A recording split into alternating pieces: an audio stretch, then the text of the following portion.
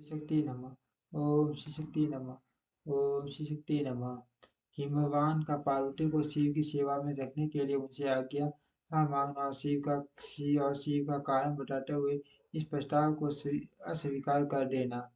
ब्रह्मा जी कहते हैं, नारद तदंतर शैलराज हिमालय उत्तम फल फूल लेकर अपनी पुत्री के साथ हर्ष पूर्वक भगवान हर के समीप गए। वहां जाकर उन्होंने ध्यान प्राण त्रिलोकीनाथ शिव को प्रणाम किया और अपनी अद्भुत कन्या काली को हृदय से उनकी सेवा में अर्पित कर दिया। फल फूल फूल आदि सारी सामग्री उनके सामने रखकर पुत्री को आगे करके शैलराज ने शंभु से कहा, भगवान मेरी पुत्री आप भगवान चंद्रशेखर की सेवा करने के लिए उत्सुक है और आपके आराधन की इच्छा से मैं इसको साथ लाया हुआ हो। या यह अपने दो सखियों के साथ सदा आप शंकर की सेवा में रहे। नाथ, यदि आपका मुझ पर अनुग्रह है तो इस कन्या को सेवा के लिए आज्ञा दीजिए।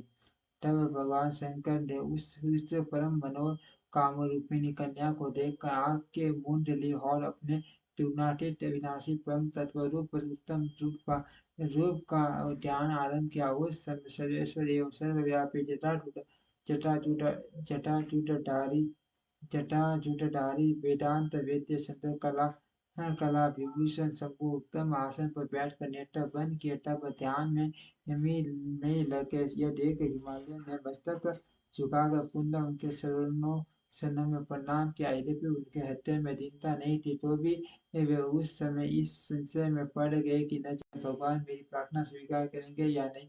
नहीं, वक्ताओं में श्रेष्ठ गिरिराज हिमालय जगत के एकमात्र बंधु भगवान शिव से इस प्रकार का हिमालय बोले, देव देव महादेव करुणा कर शंकर विभो, मैं आपकी शरण में आया हूँ। आंखें खोलकर मेरी ओर देखिए। शिव सर्व महेशान जगत को आनंद प्रदान करने वाले प्रभु महादेव, आप सब आपत्तियों का निवारण करने वाले हैं।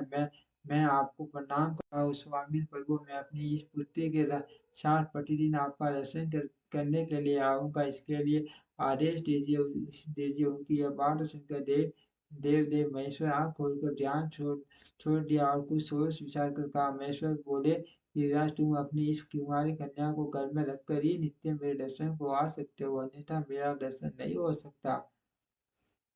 महेश्वर की ऐसी बात सुनकर शिवा के पिता हिमवान मस्तक झुकाकर भगवान शिव से बोले, प्रभु यह तो बताइए किस कारण से मैं इस कन्या के साथ आपके दर्शन के लिए नहीं आ सकता। क्या यह आपकी सेवा के योग्य नहीं है? फिर इसे नहीं लाने का क्या कारण है?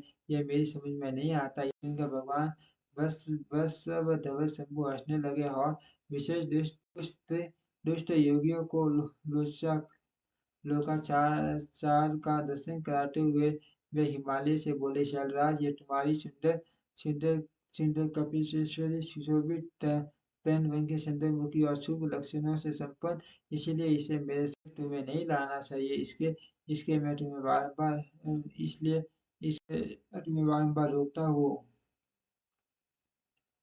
वेद के पारंगत विद्वानों, नाना माया रूपिणी कहाँ विशेष युक्ति स्थिर तो तपस्वी के, के तप में विघ्न डालने वाली होती है। कि विशेष मैं तर योगी और सदा माया से निर्लस रहने वाला हूँ। मुझे स्थिति से क्या प्रयोजन? तपस्वियों के श्रेष्ठ आश्रय है हिमालयवान, इसीलिए फिर तुम्हें ऐसी बात नहीं करनी चाहिए, क्योंकि वेदोक्त धर्म में प्रवीण ज्ञानियों में श्रेष्ठ और विद्वान अचल राज स्त्री के संग से मन में शीघ्र ही ये विषय वासना हो जाती है, उससे वैराग्य नष्ट होता है और वैराग्य न हो तो पुरुष उत्तम तपस्या से भ्रष्ट हो जाता है। इसीलिए तपस्वी को स्त्रियों का संग नहीं करना चाहिए।